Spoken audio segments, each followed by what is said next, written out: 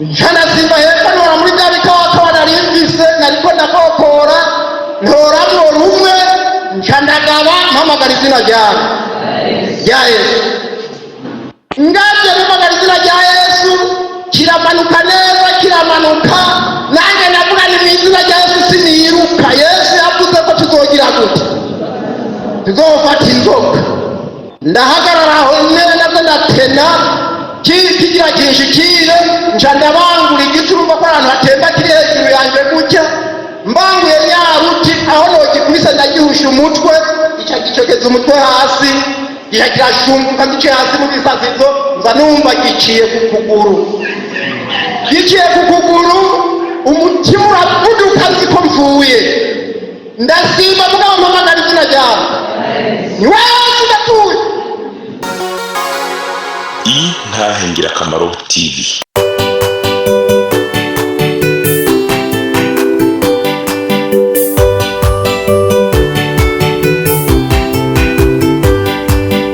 Umwami Yesu arindeze niwatanga amajambo, umunyabyaha ngo renguka wumva iby'ubugingo, atugirira ubuntu akatwiyegereza, amajambo meza cyane yo kunera umunezero,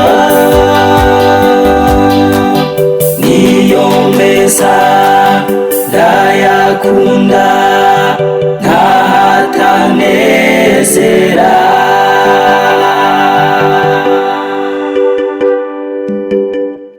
Yesu kutanana nubakuga kugana n'abantu bawe, kuga mwami Yesu kugana n'abantu bawe. Hanyuma rero nabizi uko ku gatatu heze twirarike siko none rero mwene data mukozi w'Imana turamuhaye kandi ashishikare naze. Imana imukorera iki?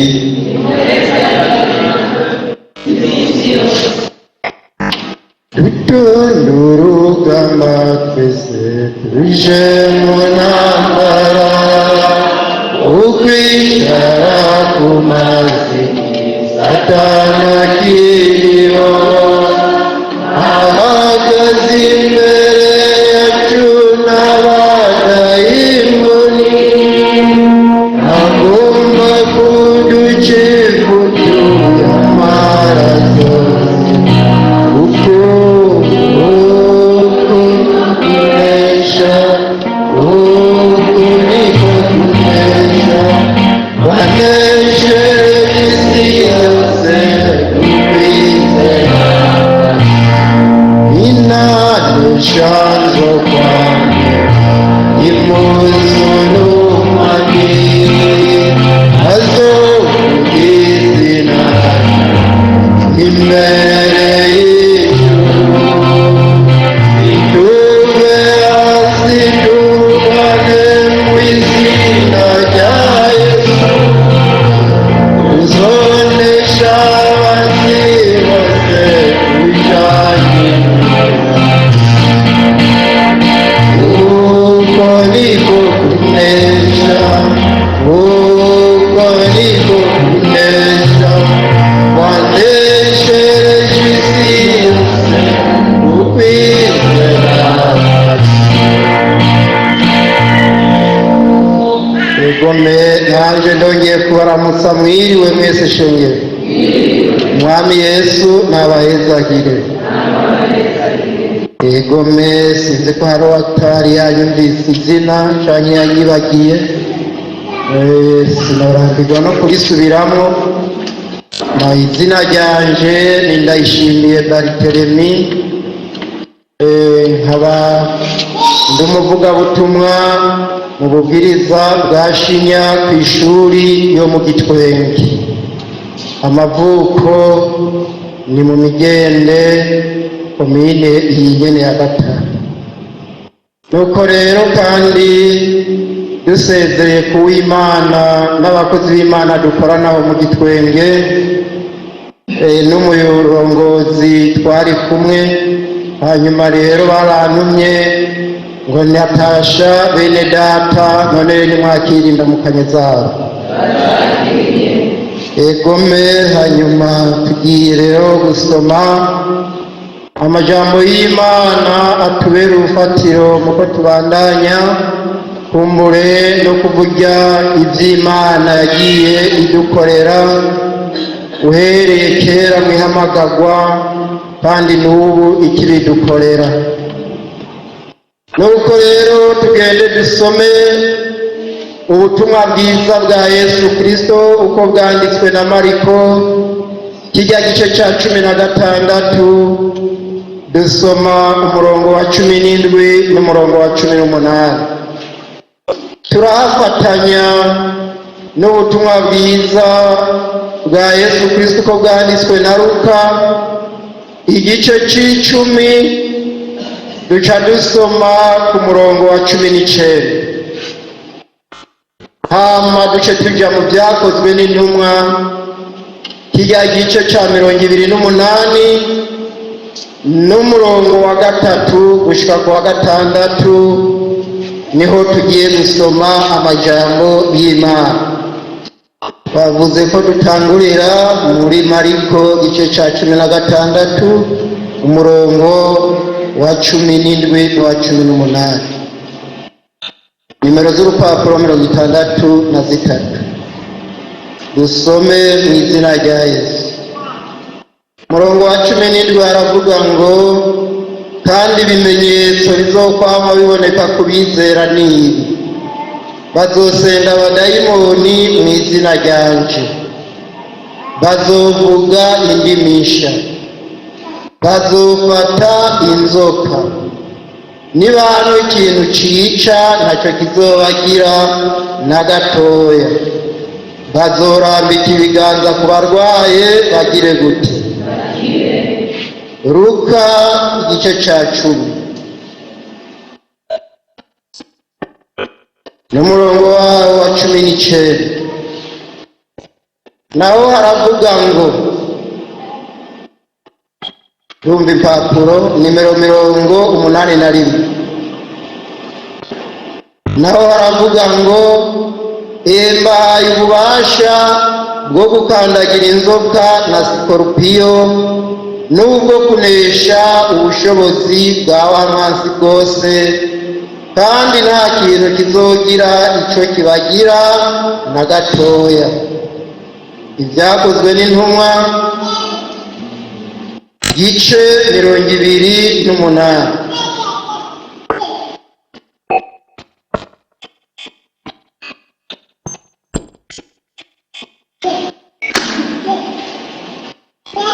Yakoze n'intumwa gice ca 28 duhere ku murongo wa 3. Nimero z'urupapuro 168.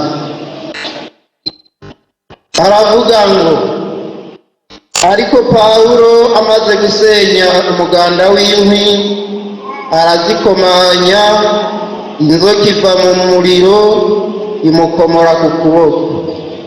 Abo badebaguzi babonye ico gikoko cenena ku kuboko kwiwe baravugana bati, uyu muntu ntabuze kuba umwicanyi, kandi naho yakize ikiyaga idaca urwankunzi ntimukundiye kwabaho. Ariko akunkumurira ico gikoko mu muriro ntiyagira icaba.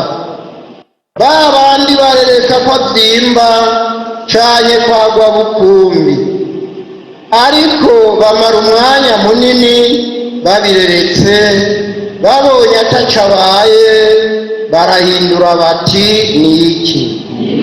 Ni Imana. N'aya majambo y'Imana. Rero twabonye hariya muri Mariko kijya gice ca 16 twabonyeyo ajya amajambo yerekana ibimenyetso n'amajambo umwami Yesu yabwiye abigishwa igihe yaraje kubiyereka kandi ariko arabiyereka irya nyuma muri zirya nshuro yiyerekanye amaze kuzuka. Hanyuma rero abasanga ahantu bari bamaze iminsi mu kudahuza, kuko uhereye igihe yiyerekana umunsi wa mbere yiyeretse Mariya Magadalena, araza arabibwira abantu kandi ngo bari ahantu bafise ubwoba barira, ababwiye ko yamwiboneye ko ari muzima ntibabyemera. Siko none mu nyuma ariyereka abandi babiri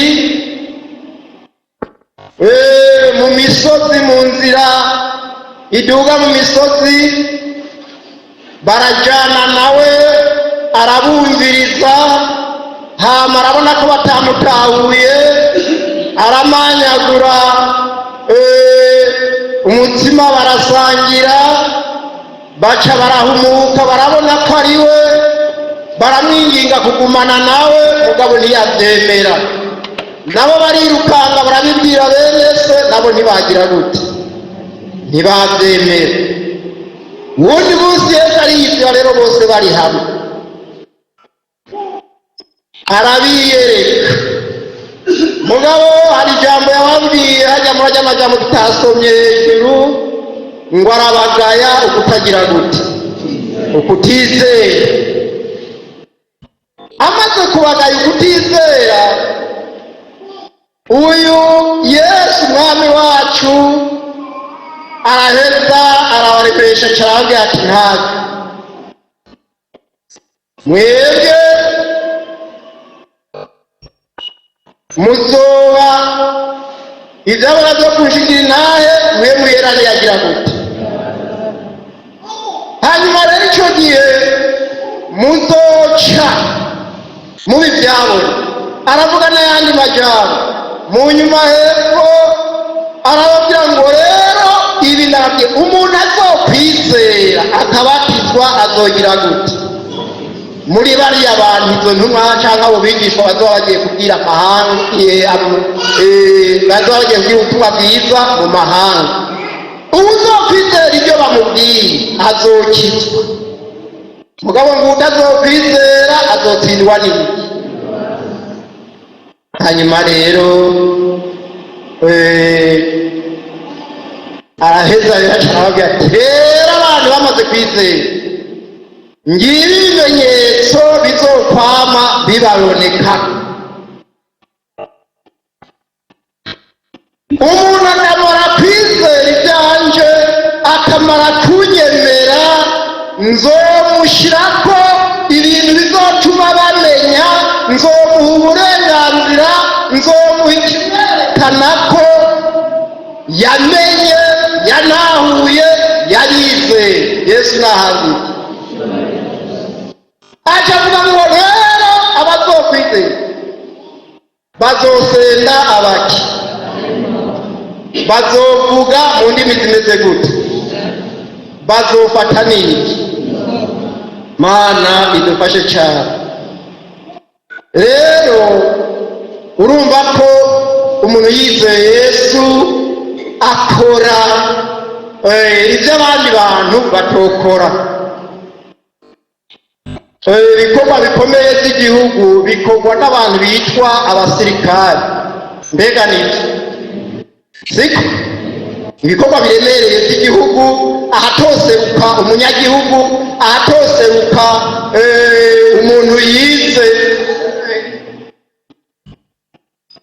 siyanse, ahatoseruka uwize tekinoloji, ahatoseruka uwize ibindi, haseruka umuntu yize ibyiki ibya gisirikare.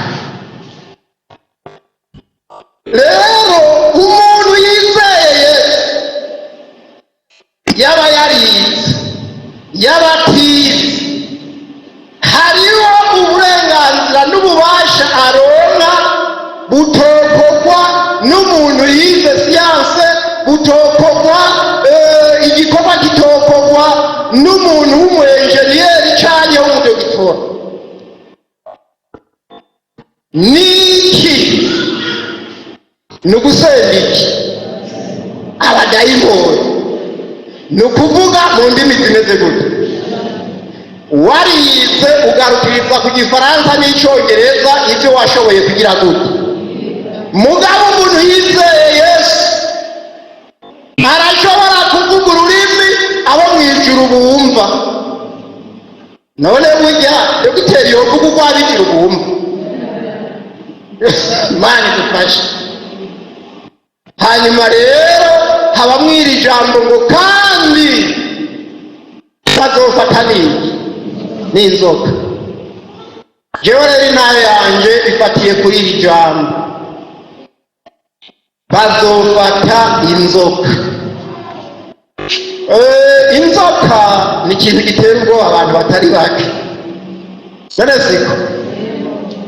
Kandi inzoka si ikintu umuntu uwo ari we wese yokubaho ngo ni uko arinda, abanza gusimba, abanza gukanguka. Ni ukuvuga abanza guhiga ikintu ari kibando, ari ibuye, abanza kurondera ikintu. Ariko umuntu yizera azogira gute? Zoyifata. Yesu nahabwa icyubahiro. Ni ukuvuga rero jewe navuze intahe yanjye ifatiye ahanyene mu ndwi iheze, n'abashingiye intahe n'ababwira iby'ihamagarwa ryanje, ingene nahamagawe ku munsi udasanzwe, umunsi wo gutasura umupfumu yari yarambuye indwara bita ibisatsi. Hanyuma rero niwo munsi nahamagariweko nca kwihana aho nogiye muri urwo rubanza. Nyuma yaho mu gutaha mwari mwese byakurikiye. Hanyuma rero abantu, ababanyi, ababyeyi, abantu bo hirya no hino bamaze kumva ko ababyeyi bankuye ko amaboko, bamaze kumva ko bampevye, hanyuma rero abadayimoni nabo baca babona tubu rero turaboneweho, tugira rero tugakorere ko narirya bari abagafasha kabikuye ko tugira tugakorere. Hanyuma Imana ingirira neza muri icyo gihe, ikimpa kubatirizwa muri mwemu yera vuba na vuba, kuko yarabona ko ngiye mu ntambara zidasanzwe. Umwami Yesu ko nakomeje kuca bugufi no kumusenga, aca ndungikira mwemu wiwe. Amaze kundungikira mwemu wiwe, Imana impa inkomezi n'ubushobozi mu buryo bw'imwemu, ku buryo ncamba ngaho hantu ata muntu n'umwe antera ubwoba, ata kintu na kimwe kintera iki. Kimwe itongo bararifashe, jewe namaze imyaka 3 ntakoze kw'itongo kwa papa, kandi nari nkenye ubukene bubi. Ivyo ntivyambabaje, nari yarangije ndakorera abantu, ndarimira abo tugabura intuzeye, akampa ikibara nkamurimira, tugaca tugabura, agatera isizi imwe, nkaca nsubirayo kumukorera, akampa imbuto, nanjye nkaca ntera yasize igice cy'iwabo. Yesu nahabwe igitongo, barabona ko ntagiye kurwana nabyo. Aho nyene nca ntangura kuhura n'amagerageza. Abanyamareba, abarozi b'uburyo bwose baca barankoranirako, bamwe bakoresha ibyo biza, abandi ibyo biza, abandi ibyo biza. Muri ivyo byose ndavuga iki kintu cyitwa inzoka. Jewe abanyamareba barantumye inzoka zirakurakuranwa ku buryo hanze zinegera ku muryango, mbuye hanze ninjiye nkasanga inzoka yateze iraramita umunwa hejuru. Nagira ninjiye mu nzu, haciye akanya nkumva umugore akomye induru ngo inzoka. Naravuye gutembera ngeze mu nzu y'urugo nkasanga yateze ahantu hameze nk'akarombero kinjira mu rugo iwacu nkaca asanga yateze. Icyo gihe ndagwana n'inzoka, ndakubita inzoka zigera kuri 5 ubwa mbere mu mpande zitandukanye zo hafi y'inzu. Inzoka igira 6 itegera ku gitanda umwana w'imfura yaryamako. Agiye kuryama nyina amuhaye agatoroshi ngo genda uraba aho uryama, yari akiri muto cyane. Hanyuma rero ageze aho yaryama akoma induru ngo inzoka. Nanjye nari mu cyumba ndiko ndasenga Imana, hajya nyina w'abana ariko araza umubyeyi afise abana ko bimugora kwitegura kare cyane kugira ngo jewe naca mfata umwanya nkaba ndasenga nkamurindira.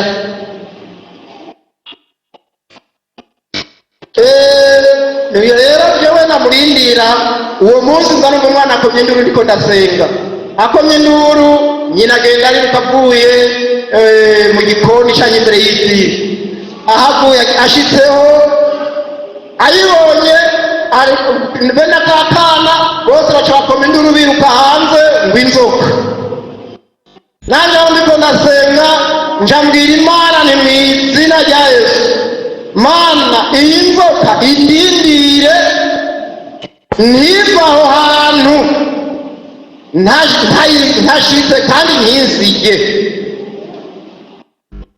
Wavuze ko tuzogira gute? Tuzofata inzoka. Ndayifatisha izina ryawe.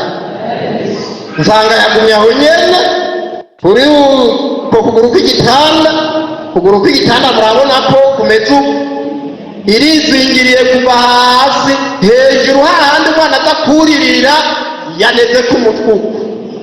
Inje mbese nti urakoze kubyumvise mu izina rya Yesu, amen. Ndaza ngeze hahandi nsanga ya nzoka amuritse, nsanga umutwe wayo iriteguye yasama.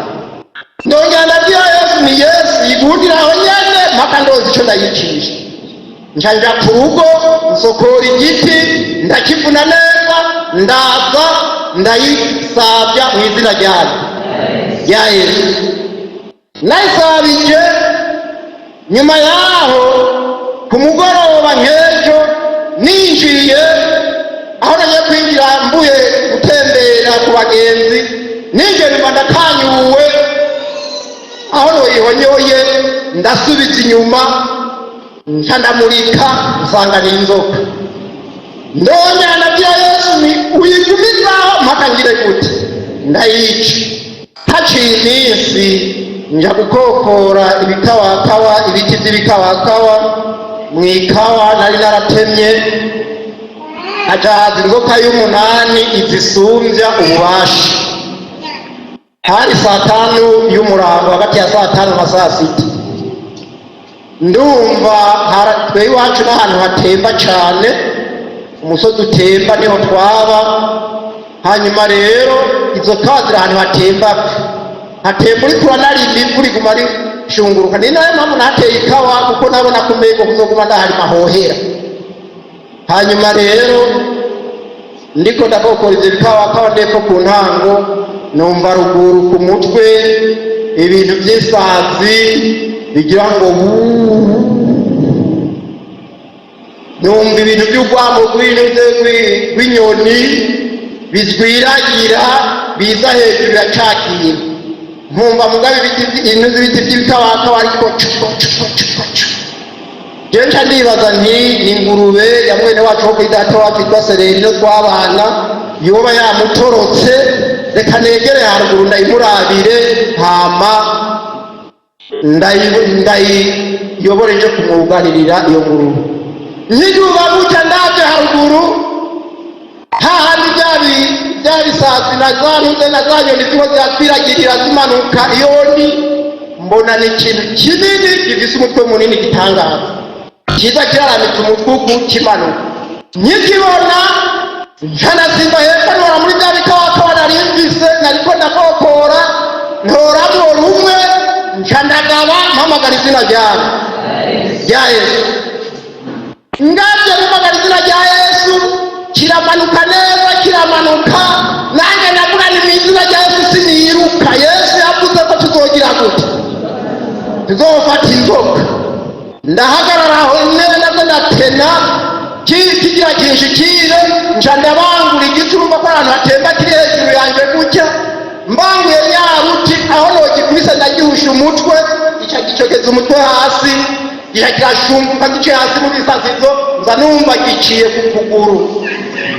Giciye ku kuguru umutima uravuduka nziko mvuye, ndasima mugabo mpamagara izina ryawe ni Yesu ndatuye. Nivuguko ndikabakaba ku kuguru, nsanga ntacyo cangize, nsanga nicandiye, caciyeko gusa umutumba wacu. Nsanze gitandiye, nkanabwira Yesu, ntiyamaraga Yesu wavuze ko tuzofata inzoka insige, none insige zogaruka gukora aha hantu gute, reka ndoca ndabanyizikama. Nca rero mbwira Yesu uyi ntinsige ntayishe. Ngizo ndabona hepfo mu gishamba, igishamba cyo kirihunja hiciye, nanjye nkafata wa mupanga cya kibando ndagiheba, ndabona ko ikibando ntaza kuhishobora, nkafata wa mupanga ndayirukako muri iryo zina, ndayirutseko njite hepfo ndayibona neza umurambararo, nca ndagenda inyuma ndakubita umupanga wa mbere ndayitema igice cya mbere. Ndayitema igice cya mbere iza kuyikomerekeje, ucubona uburakari, ucubona ububi bwose ifise neza, ikirakara rero irahagarara neza, ihagarara igaruka mugabe ikinyuma nagize gute, nagiciye cyakorotse. Ikihagarara rero ikihindukira igaruka nk'iyije nyene kuca indota wese, nanjye nihebye niyahuye muri iryo zina, ndavuga nti Yesu ndakubita nkubise, nsanga Imana yampaye, ndayigema mu mugongo, ndayikubise ndayitemye mu mugongo, icicikamo ibipande bingahe, bitatu. Gica kiguma cya kindi cy'umutwe kiguma kigira bwa bukari, mugabo ntikigishobora kugira ingufu yo kunyiruka. Nca nsubira inyuma ntora cya kibando, nca rero ndayisabye umutwe neza ndayica. Muri uwo mwanya twagwana, murumva ko hari ku murango hafi saa sita, abantu bari hakurya no hakuno numva barakoma induru. Uwo nyokuru umwe yitwa Nyezi numva ariko arakoma induru ngo tabara tabara tabara, genda murabe icyo kintu kirwana n'umuhungu wa Vitari. Bumva ko ari umuhungu wa Vitari, baranciye, ise yaramuciye, nyina yaramuciye, abo bavukana baramuciye, nta n'umwe yashobora kugira gute kuza. Hanyuma rero mugabo babona ya ntambara yahoshotse megeye gukubita, babona rero ndahagaze ndiko nditegereza ibyari. Wa munyokuru rero Nyezi wewe arandara aramanuka ashika naho ndi, amaze kukibona acashira induru umuntu, ashira induru ku munwa, mugabo cyagize gute, cyapfuye. Niwe rero yaciye ahamagara abantu, bamaze kuva ko Nyezi akomye induru, baca barashwa baduka rero baza bariruka, bibaza ngo intambara iracarese canye, sinzi ko ndiko ndamara abantu muri ako karere. Bashitse basanga yari intambara yanje n'inzoka. Rero bamaze kuyibona abantu bose ati yewe uyu muhungu wa Vitari ni igikoko, uyu umuntu azoza aramwegera, uyu umuntu azoza aramwegera ni kirari, ni igikoko, nta muntu kuva tubaho yokwica isato nk'iyi. Hanyuma rero ndagumaho ndataha, nibaza ko byaheze. Nshitse muhira mw'ijoro ndaryama, ndyama amahoro nsenze. Mu gitondo saa 11 nza numva intambara rero iratanguye iwanje, itanguye nzaruma ngo we toto, nibaza ko nababwiye ko muhira bampamagara. Hanyuma nzarumva umuntu umwe w'umutama ngo toto, ngo we toto, nisabwe ngo ivyo bintu wararukoze n'ibiki gato, ngo ivyo bintu wararukoze n'ibiki. Sinibuka ya nzoka, nca nibaza ko hari ibindi bintu noba nadenderejwe vy'amafuti. Nca ndasohoka, ndambara ndasohoka, nshitse hanze nsangana umutama, yari umutama wo mu muryango data wacu, mutama munini, yari umutama munini w'ibiguvu, nsanga yambaye ipantaro izinze kugera ino mu mavi, nsanga afise umupanga ukarishe neza, yari umutama w'umuranguzi w'ibitoke rwose. Hanyuma rero nsanga afise umupanga ukarishe neza, nyishika hanze akimbona, mbona ararakaye, mbona mu maso harahinduriye nk'umuntu umenga agira akora amaraso. Ngo ivyo bintu barabikoze n'ibiki? Nimutaje ntavyo ndaramenya, weje si ahubwo wombarira ivyo bintu, kuko je sindamenya igitumye uri kurambarira ivyo bintu narayikoze. Ngo ngiriza toto, ngo ivyo sinarenda kubariye nteye, ngo ivyo bintu mvise barabikoze weko n'ibiki? Ninde abigutumye? Ibiye ngo aheza kwisaka ibintu barabikoze.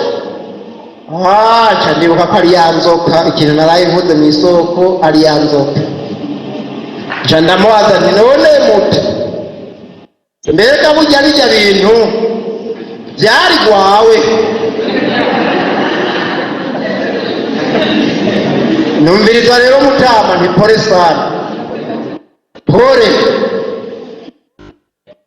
Ngo to, ngo wewe duhiga gihigure, ngo wewe duhiga gihigure, ndabona ko akaze na nyamupanga. Nanga yarabwira Yesu, none umupanga wasumba ya nzoka Yesu. Nca ndagenda rero ndamwegereza mu rugo iwanje. Mama yavyutse ariko arumviriza, umva ko banciye. Mugabo kubera uwo muntu baramutinya mu muryango, yari umutama atinyitse yitwa umurozi karuhariwe. No gufungirwa kw'ikomini Gatara yarigeze kuhafungirwa cane, azira ivyo nyene. Hanyuma rero nanjye nca ndamusugereza wa mutama, ntumviriza rero mutama jana uburake buke, ni kuko utihanye uzopfa nk'irya nzoka. Asangwa yari iwawe, wihane, utihanye uzopfa nk'irya nzoka. Aca nawe atangwa nange kuvuga ivyo kwihana, nanjye naratse, yanzugereje aratse, nanjye nagize gute? None mbere y'abadayimoni twenge kizire, nca ndaraka ndatema, arabona ko neza ntari uwo gutamundasa, nawe aca gipanga gise gikarishe, nawe aca guhinda asubira kw'irembo. Asubira kw'irembo ambwira ngo wewe, ngo duhige duhigure wowe toto, ngo mbiriza rero toto ndakubari, ngo duhige duhigure, ngo wewe, ngo wewe mbiriza wihane, utihanye uzopfa nk'irya nzoka. Ndarumva mama ampamagaye ngo to, urikwegera ngo wewe ko nakakubwiye, uwo twakavuze ko ataye umutima wewe ugira. Kubera umutumba umuntu yumva yubahuka naka ninde? Umuntu wewe urakomeye neza, wewe twaravuze ko wataye umutima, iyo wagiye bakurokomeye mu mutima uramugiye kurokomonya n'ibindi bintu. Nanjye ntibandokomboye n'umutima, ahubwo baransengeye bampa umutima musha, umutima wo guhangana n'ibibazo, umutima wo guhangana n'abadayimoni. Narizeye ko icyo Yesu yabwiye intumwa ari ukuri. Ndumva ko gushika ku munyamahanga, niyo yabarungitse mu banyamahanga, abajyana ngo muzongera ku mpera y'isi, ngo mubwire abaremwe iki ubutumwa bwiza, ngo kandi uzokwizera muri abo banyamahanga atabatizwa azogira gute? Hazokizwa. Mbere ngo nzoca ndamuha ububasha, Imana idufashe, nzomuha ububasha bwo gufata iki?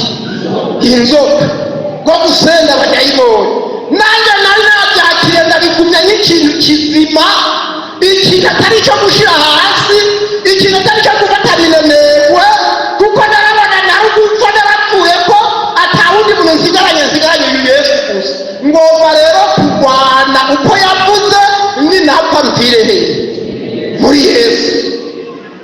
Hanyuma rero wa mutamara ko minuru abandanya yiruka aragenda.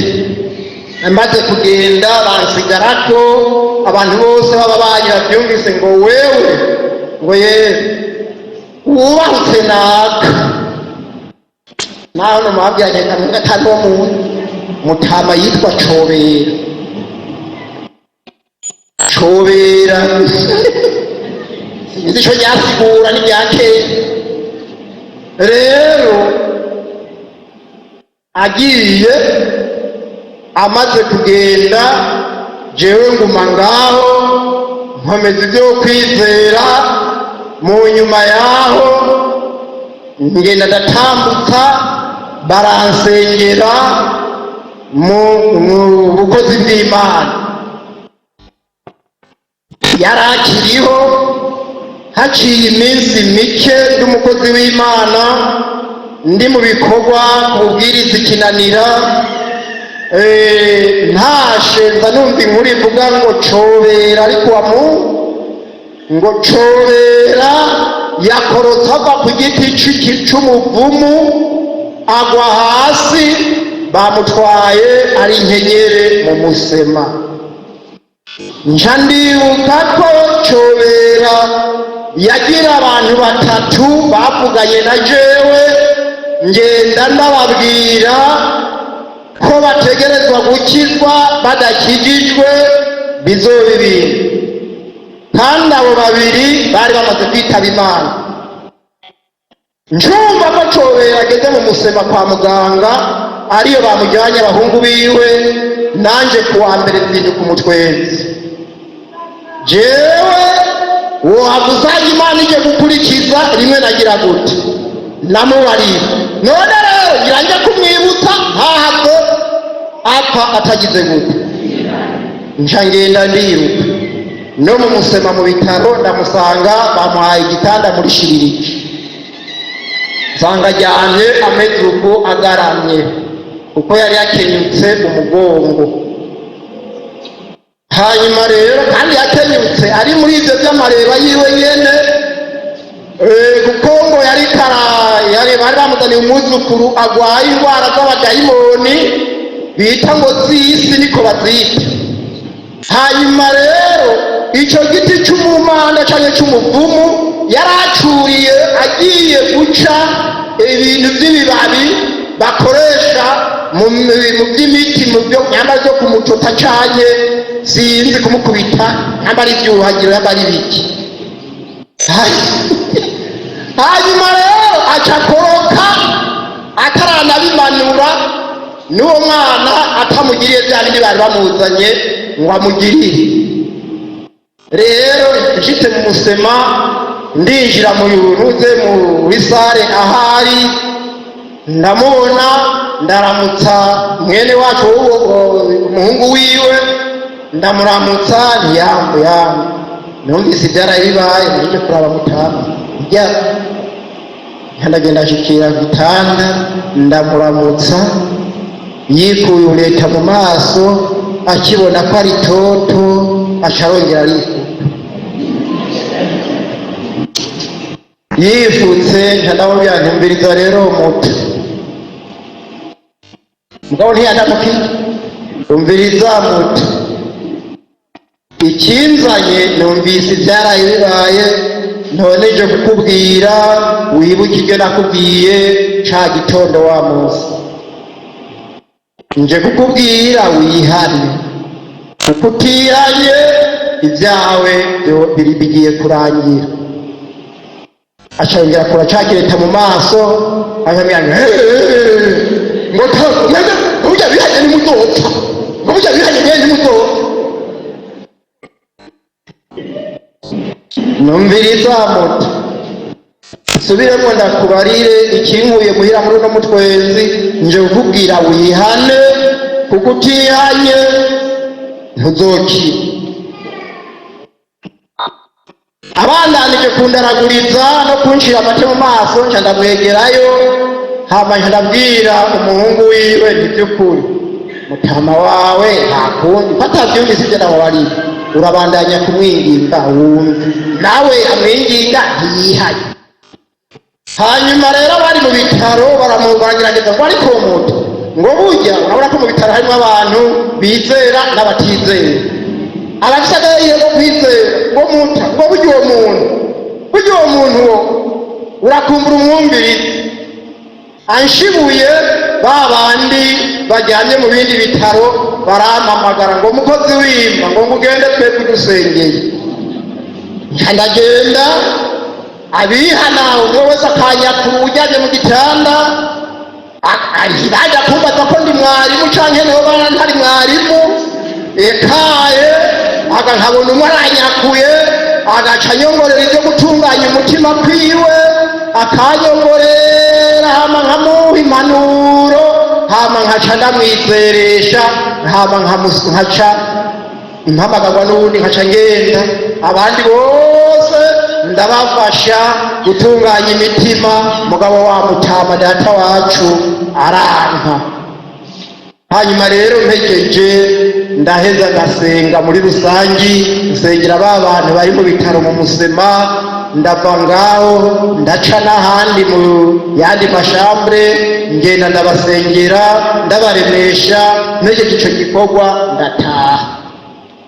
Ntashe uwo mutama amaze y'indwi, umudogiteri ariko aramukurikirana aramubwira ati rero we mutama, iradiyo bapimye basanze atana habe wewe wononekaye. By'ukuri iradiyo yerekana ko ukomeye umubiri wose, rero ntitubandanya kuguha imiti yindi tutabona ingwara. Rero wewe tubona ko wotaha bakagutahana muhira. Baca baramutahana, baramupakiza, baramutahana. Bamutahanye muhira, ndongera ndasubirayo numvise ko yatashe. Ho nuko bitakunda ko abyura umugongo, yari kunkubita nk'urubanda. Mugabo ntibyakunda ko abyura umugongo, urumva ko Imana yari yashizemo akantu ko virisi. Hanyuma rero ndagumaho, nongera njya mu bikorwa by'Imana. Uwundi munsi wa Mungu natashe mwana n'abavuye ku muhamba, sije nohahera hohera uyu mutama yigereka abizera, akibaza ngo azohigura n'umuntu yizeye. Mana idufashe. Rero hariya Luka, muri Luka twabonye ijambo rivuga rya kirongo wa 19 igihe ca 10 ngo yahaye ububasha bwo gukandagira inzoka na zigorwi, nubwo kunesha ubushobozi bwose bwami awamazi. Bene data mfite umusaraba, nagomba nakubwire ko igihe wakiriye ijambo ry'Imana ukarifata nk'ukuri, ukarifata nyir'Imana utaravye ko ryavuze mwarimu avuka ku munini canye mu karurusi, ukarifata nk'ikintu c'ikimazi, uzobona inyungu apa. Pawulo twabonye ariya mu Byakozwe n'Intumwa ngo bari bavuye mu kizinga n'ubwato bw'abasabanye bagize ingorane, ngo hari mu rushana. Rero Imana ibarutse aho hantu hitwa Imerita, ibarutse ngo baca rero bashika ahantu hari abantu b'abadebaguzi. Abo badebaguzi ngo barababukabuka, bamaze kubabukabuka tubona ngo babasenyera, ngo babacanira umuriro barawota. Pawulo arabona abantu bariko barabacanira umuriro, ko ibyo ari byo byose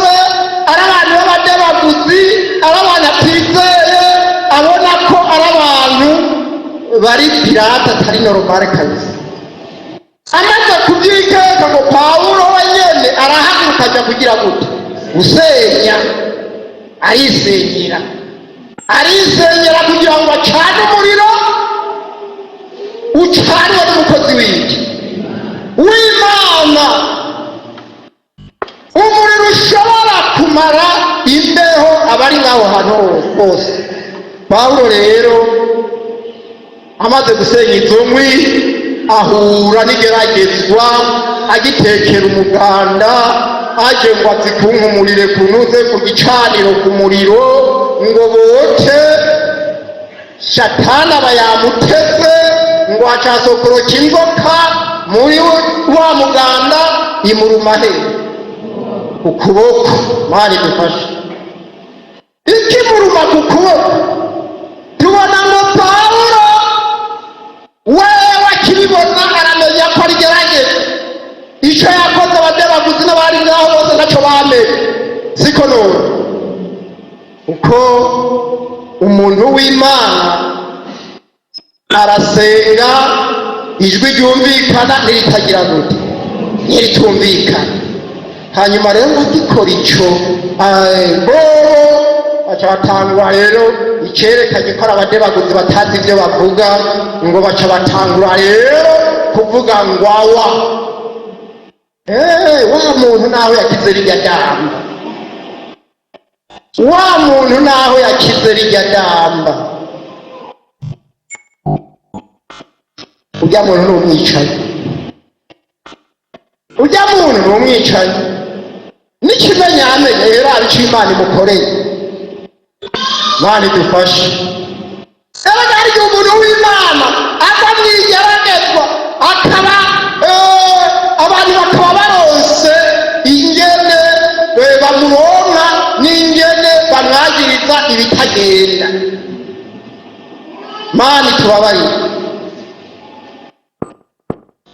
batanguye kumwagiriza ibyo ngo baravuga ngo idacugwa nkunzi ntimukundiye kwagira gute kwaba. Pawulo aracabareretse nawe ariko arasenga mu buryo bw'imwemu, ariko arafatisha mpiri ya nzoka, ariko arayimara ubukari, awumara yabwicishije, nawe bariko bariyumvira ko buriko buraduga buja hehe mu mutima, nawe yamaze kugira gute kubwicisha. Hanyuma rero Pawulo akirika yamaze kubwicisha, babandi bariko baramwagiriza ko ari umwicanyi, bariko baravuga ko Imana idakunze kwabaho, nawe acarabamara amazina ngo aca kunkumurira ca kiyoka hehe mu muriro. Akunkumuriye ca kiyoka mu muriro ngo baca barindira rero bareretse kwabyimba canye kwagwa gute ukuntu. Bari barindiriye ko ubumara bushika mu mutima, bari barindiriye ko babona ko Pawulo apfuye, hanyuma rero babone kumwagiriza. Narigi ubona muri burya bwacu uriko urasoma ngo yari imbohe, yari kajyanwa, n'ubundi yari karunguruzwa yungururizwa mwibohe. Mani dufashe. Hanyuma rero agikoroye bararindira ko apfa, bararira ko abyimba ukuboko, barabura. Bamaze kubura baca bavuga ngo bwa bundi wa muntu rero si umuntu gusa ahubwo ni iki. Mani dufashe. Naranezerewe cyane. Petero yavuze ngo twebwe turutumana tumeze gute mutoto. Abo narize, abo n'abakiri ijambo ry'Imana bakarifata nk'irinyabubasha, bakarifata nk'irinyabushobozi, bakumva ko ari ukuri. Ni ukuvuga aca hinduka nturi Imana mugabo bakamana, siko nowe kuko ucubaka Imana gato. Kuko Yesu yavuze ngo abanyizera ntibazokora ibi gusa nkora, bazokora n'ibigira gute n'ibibiruta. Barabura ko Pawulo apfa, baca bamwita Imana. N'aya majambo y'Imana umunsi nashika nsanga uwo mutama yahwereye bavuye ku maziko, yari afise umuhungu wiwe batahuza, umuhungu yitwa Bariso. aca arantegerera ahantu kwirigara, antegereye aca arampa kaze ariko arakurika inzoga, inzagwa n'ibyeri, aca arampa kaze, ampa kaze anzaniye amafanta abiri, akibona ko nta maje nkariya aca anzanira fanta zingana mani dufashe, azanye fanta zibiri aza ahita mwumvira anyeza avuga ngo shato, ngo karibu wewe uri umugabo ntigute gute wewe uri umugabo, wewe umpuye ko gasha wamutse n'ibyo yakoreye inga uwo yari umuhungu wiwe bwite, yari Nyabenda mu bana uwo mwana uwo mutama yabyaye Nyabenda Parisi. Nshumva ko ari karamushimira kose yapfuye, ndamubwira ntoya gumya izo fanta, oya jewe nta fanta ndabona twabuze umuntu, nta munsi mukuru twongera twabuze umuntu kuko turahomba. Reka uwo munsi yari amahera make, yari nk'ibihumbi 100, yarayariye ngaho ahantu ku kabari, yari nk'ibihumbi 100, aravuga ngo ntacyo ndahaje, ngo wewe uri umugabo. Abantu bose baca bagenda bumva ngo ni jewe nishimye cobera. Erega ntibyoroshe, mwumva byoroshe? Ntibyoroshe kuko nacinja mu magerageza yandi mugabo Imana nize, Imana nsenga, Imana nkorera, iyo Mana iramburana, nguma ndahagaze, nguma ndi muzima, nguma ndi umukozi. Baciye bavyura dosiye y'uwitwa Rukaga, baca bavyura dosiye y'uwitwa Gahetano. Abo bose baca bibuka amajambo nababwiye, baca basanga ibyo nababwiye bose uwo mbwiye ngo atihanya azopfa agaca agira gute. Erega ntarageze igihe nibaza nsenga Imana mbaza Imana, Mana none narishe jewe ko ntanamenye ingenda babwira aya majambo. Erega uwo Gahetano yari umuntu yari mw'ishengero, yaguye n'inshuro zirenga 6 gushikaho bigorana, twari kumwe mw'ishengero biragorana, akanyuma amaze kugwa inshuro igira 6, hanyuma uko yagwa niko yaca asubira mu byago agaca yituna. Iminsi yose Imana yamimuteza icago co guca yituna amaguru n'amaboko, akaja hanze bateruye, akagaruka bateruye. Hanyuma rero irya nyuma ni igihe umukozi w'Imana yitwa Mozesi yaza i Gitega, abenshi murahibuka aho yaza gukoresha igikorane i Gitega.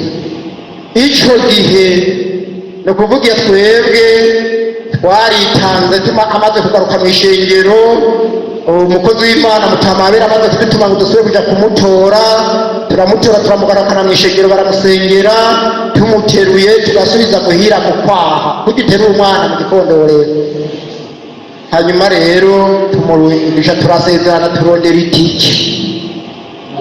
Umuntu yamujanye i Gitega ni umudiyakoni uwo mu Migendi wacu yitwa Morisi, akaba n'umumoniteri w'indimo ku mutumba. Uyu mukozi w'Imana yabaye umumoniteri wacu, aramuzi. Hanyuma rero dusonganye itike yo kumujyana i Gitega kugira ngo umukozi w'Imana Moses amusengere amuguruke. Ashitseyo by'ukuri Moses yapfuye kuvuga ijambo rimwe gusa, ahamagara iyo mw'ijuru. Gahetano babonye asimba, yari mu biganza ateruwe na Morisi umudiyakoni, yakorotse ava mu ntoke za Morisi. Umudiyakoni wo mu Migendi akakoroka yumva hagati. Ubushobozi bw'ijambo ry'Imana busubiye kumukiza. Ukuntu yarasemeze yarasangutse, hari umukozi w'Imana umudiyakonikazi yitwa Yezabera, umudamu w'umutegetsi we yitwa Lazaro, bamwe baramuzi. Uwo mudamu yaciye amwakira amutunga ukwezi, aramutunga ukwezi kose igitega kugira abanza amwondagure, amurondere uduhuzu twiza, amwoze, agahita anagaruka yarasirimutse, ari umusirimu kabisa. Ashitse mu migende twese turumigwa. Murabona aciye n'indwi zibiri acasubira kunywa inzoga, acasubira kunywa itabi. Burya umunsi wa nyuma aca yongera aryamye, yaciye azingamiramo kwa kundi nyene, twa tuboko twongera kwigira kwa kundi, bwa buguru buca bwongera kwigira kwa kundi, buca bumeruka.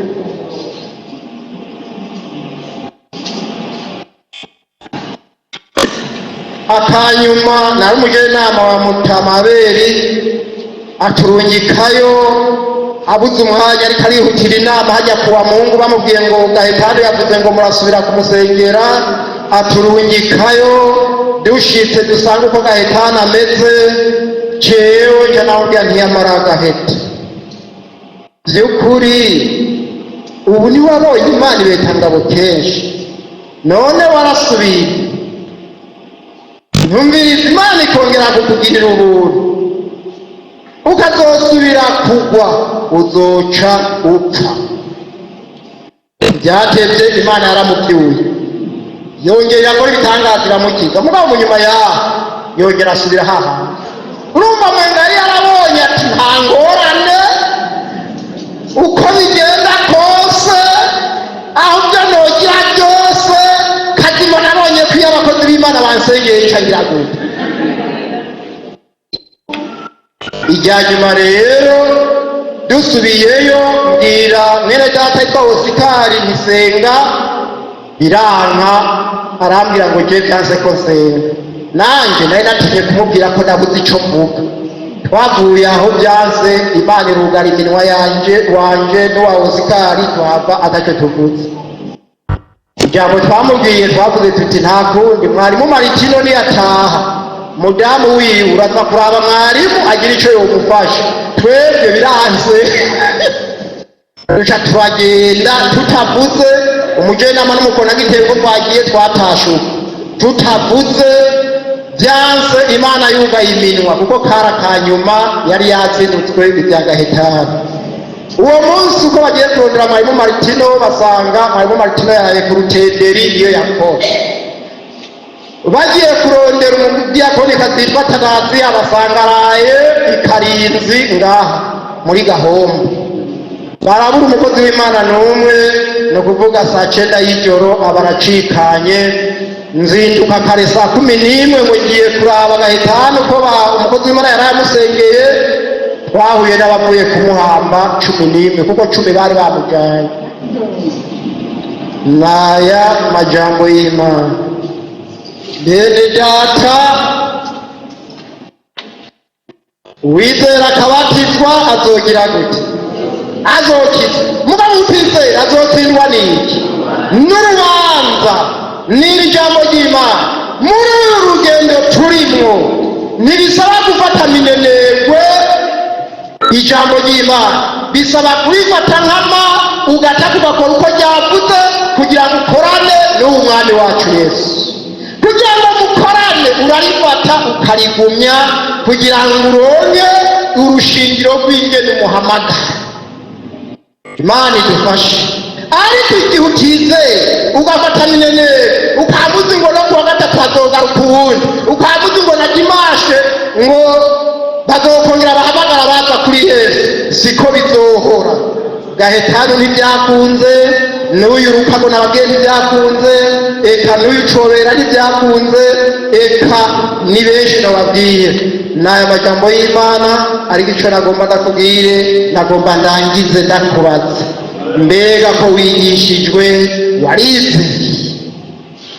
Uwizera azokizwa, ariko utizeye azotsinda. Twimirije rero kuja ahantu ho kuboneka ejo bundi aho Yesu agira agarukire, kugira ngo tuboneke nk'abizeye canke tuboneke nk'abagize gute, nk'abatsinze. Uwatsinzwe ntazokwirwa nta yindi deliberation yaratanzwe, murabizi. Nta yindi isigaye inyuma y'amaraso Kristo yamenye, inyuma ya muhemu w'Imana ariko arakorana n'ishengero uyu munsi, nta yindi hari, yarahejeje, asigaye kugaruka. N'aya majambo y'Imana bayumvise Imana ibahezagiye. Ariko haguruke wizeye. Ukumva hari aho ugira ubwoba imbere y'ikibazo, cuza usaba ububasha, kuko Yesu yavuze ngo henda bahaye ububasha bwo gukandagira inzoka na sikorupiyo. Sindabizi kuhanganye n'ibihe turimo canke ibiri imbere yawe kubyiteguye neza kugira ngo uzohagarare. Ibiri imbere ntabyo nzi, jewe ivyo mvuga n'ibimaze gucamo.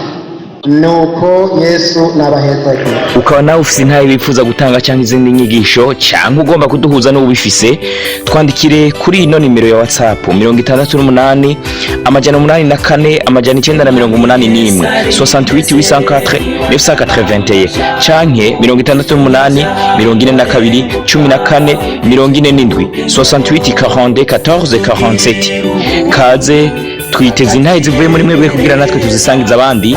Izina rya Yesu rirusheho guhabwa icyubahiro. Kaze, Imana ibahezagire.